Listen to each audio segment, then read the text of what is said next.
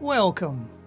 In this series of short videos, we will look at topics common to both the PowerBasic console and Windows compilers. Today, we will look again at using an object library to manipulate a Microsoft Excel workbook. In our last video, we created a PowerBasic application. This application was to load an Excel spreadsheet and save it as a CSV file. This spreadsheet is called Test Spreadsheet. And within this workbook, we have two worksheets, a My File worksheet and a second sheet, both containing different types of information. What we're going to do today is we're going to load this worksheet again, and we're going to add an additional row of data to the first worksheet. There may be times when you're working with Excel spreadsheets that you need to write to them and to save them out as a different file. So we're going to prepare our code to do that today. Let's have a look at the application. If you haven't watched part 1 or part 2 of this series, it would be ideal to watch them first, as they introduce you to how we set up the include file for accessing Excel. At the beginning of our application, we have our include statements. We're including the Windows 32 API include file, the common display library, the PBXL include, and this is the one that was generated by the COM browser in part 1 of this video, and also including an Excel functions library to make it easier to handle Excel. So in our last video, we used this function here, the process Excel spreadsheet. I'm going to leave this function in the application, but we're going to comment this one out, and we're going to create a new function for today's work. So since our task is to insert data into the Excel spreadsheet, we're going to create a new function just to perform that. And we're going to call this new function insert data into Excel, passing it a single parameter. And this parameter is the path and the name of the Excel spreadsheet to load. So let's create this new function. So here is our new function taking its single parameter. Since we're going to be dealing with Excel, we want to be using the 3 Excel objects we used in the last video. This comprises of an object for the Excel application itself, an object for the Excel workbook, and an object for the Excel worksheet onto which we're going to add our new data row. If we have a look at the spreadsheet as it stands at the moment, we will see that within this worksheet there is a header line and there are another 15 rows of data. What our task for today is to write a brand new line of data on row 17, comprising a new entry that has never been there before. Although we can look at this spreadsheet and see quite clearly that it's row 17 we need to add our data to, your application may at times be delivered an Excel spreadsheet on which the number of rows of data within that spreadsheet is unknown, and your code is going to have to work out where the next available data line can be. So that's our first function. We will open the Excel application, we will open the workbook, and we will open the worksheet. And having opened these, we will try to determine where the next blank row is in our spreadsheet. So to perform these functions, we're going to need some local variables. An error variable, the sheet number, the column number we're going to be working on, the row number we're going to be working on, the data we're going to put into that row, a name of a new spreadsheet we want to save as because we don't want to overwrite the original one, the format we want that workbook to be, and also I'm going to add an additional variable to work out the maximum number of rows we're going to look at before we give up when trying to find the next blank row. As Excel spreadsheets can hold a great number of rows of data, the one thing we don't want an application to do is to get itself caught in a loop. So we'll define this maximum number of rows variable to allow us to limit how far our application will actually look. So now that we have our local variables set up, our first task is to open the Excel application itself, as we did in the last 2 videos. We can use the built-in function in our Excel functions library. This Open Excel App function will return a true or a false. True if we have successfully managed to open the Excel application, and false if we have not. Having successfully opened the Excel application, we need now to open the Excel workbook. And again, this will return either a true or a false. Next, we will set the worksheet to load. We have two worksheets within this workbook, and we're going to be adding our data onto the first worksheet. So we'll set our sheet number to number 1, and we will use the Open Excel Worksheet function we created in the previous videos to open up our worksheet. All of these pass a number of variables. In this case, we're passing 3 variables for the Excel application, the workbook, which we've already determined, and we're going to be getting back the handle for the object, which is the Excel worksheet. And we will print out to our log a message to say that the worksheet has been opened successfully.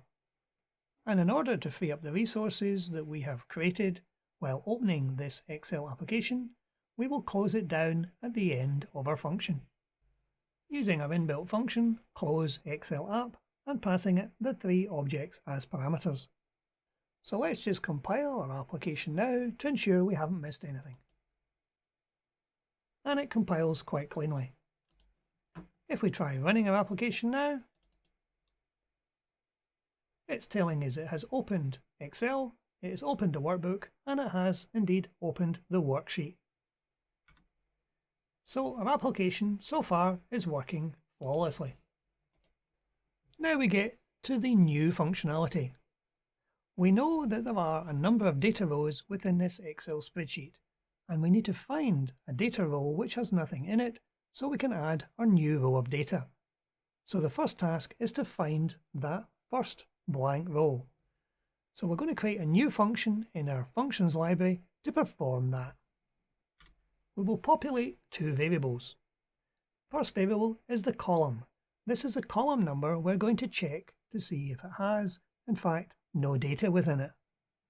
And the second parameter is the number of rows we're going to check before we stop checking.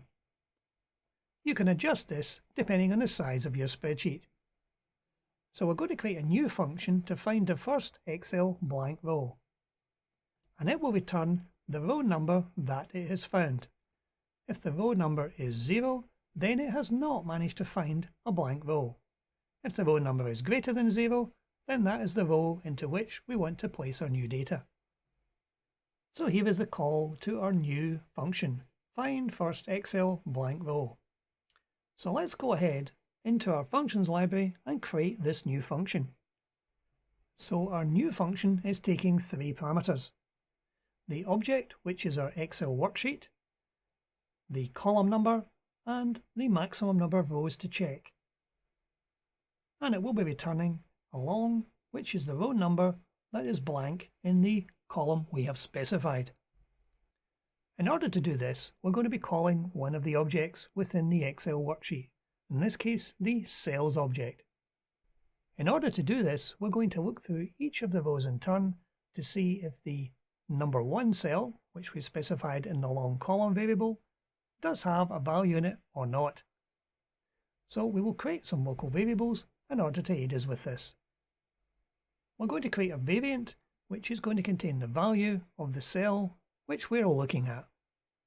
We're going to use a row count to determine the row we're on, and we're going to use a boolean long found to return either a true or a false to say if the row is blank or not.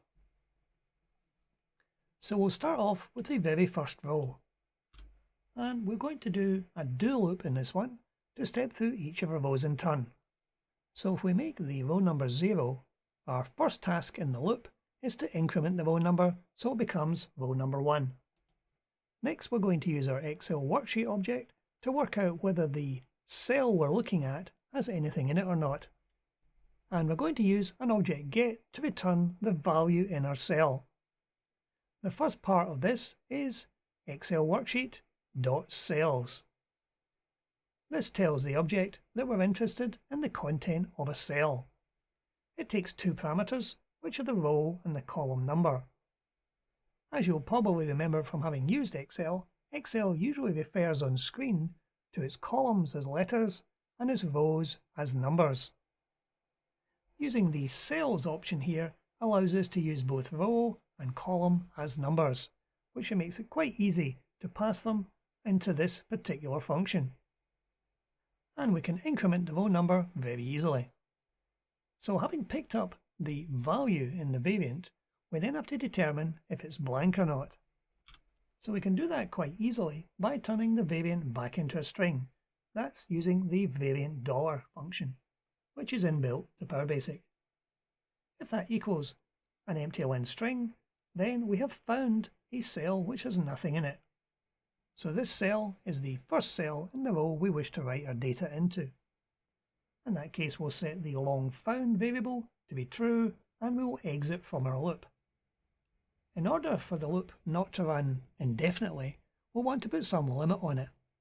We passed in a long max rows parameter, so we can loop until the row number we're on reaches that value by adding until to the end of the loop. So this way the loop will run until either it finds a blank line or until we reach the maximum number of rows. And to quite simply finish this one off, if long found is true, then we'll return the value of our row counter.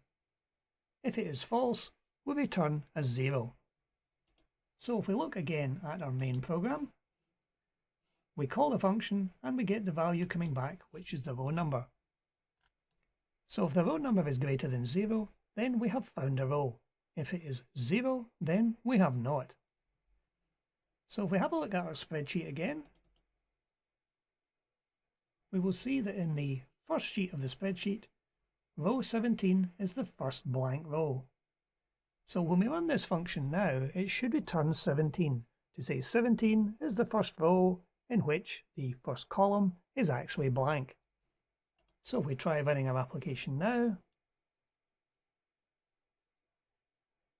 it opens the spreadsheet and it returns adding to row 17. So we have successfully detected the first blank row.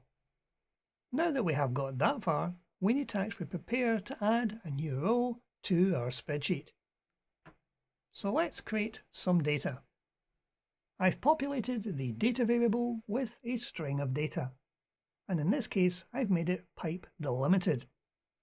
You could in theory make your string delimited by any character, but I tend to use the pipe character a lot because it doesn't often come up in data, unlike commas. So this contains each of the bits of data you wish to put into each individual cell. So we're going to create another new function in our library. This function is to add the row to the Excel worksheet. This will take 4 parameters, the first being the Excel worksheet itself, the second the row number, the third the data we want to put into that row, and the final variable is an error variable to contain any error that occurs when we're attempting to update the spreadsheet. If the whole function returns true, then we will have successfully added our new row to the spreadsheet. So let's create this new function in our library. So here is our new function, taking its 4 parameters, the Excel worksheet object, the row, the data, and the error variable.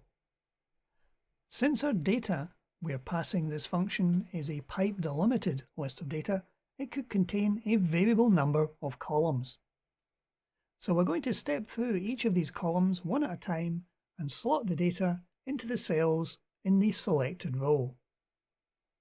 We're going to use a variant called cell data to contain the data that we want to put into that cell, and the long column variable is used to step through each of the columns.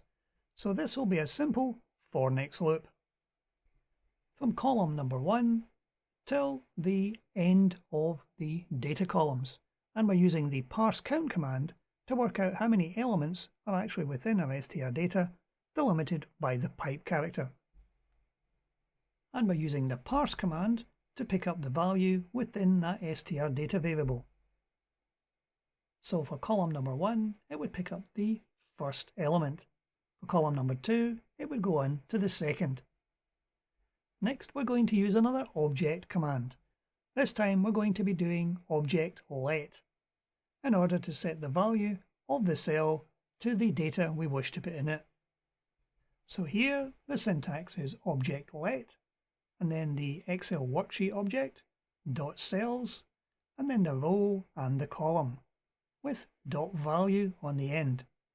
So we're setting the value within that individual cell to be the value in cell data. In order to determine whether this has worked or not, we're going to test the value of object result. This will allow us to pick up any errors in the inserting of our data. We can then populate the str error variable with the object results dollar and exit the function immediately. Should we complete the insertion for the last column, we can then return the value true to our calling function. And this should signal that all the data has been inserted into the row we have selected in our Excel worksheet. And if we try running our application now, it tells us that Excel has opened successfully and we have successfully added our data to the spreadsheet. However, we haven't saved the spreadsheet yet, so we don't really know the data's there until we can actually check. So once the data has been added to the spreadsheet, we'll then want to save the spreadsheet. While we're only adding a single row of data to the spreadsheet, you could be adding many rows of data. And then after all your changes have been applied, you can then save the spreadsheet. So in order to save the spreadsheet, we're going to save it to a new file name. And I want to save this one actually as an Excel workbook. So as you saw in the previous video, you can do this by populating the new file name and setting the file format. The file formats you can find within the include file that the COM browser generated for you. If we have a look for the Excel file format within that library, you'll find there are a wide range of file formats it can actually save in. Previous versions of Excel, CSV files, text files, and so on. In this case, we're picking just the Excel workbook format.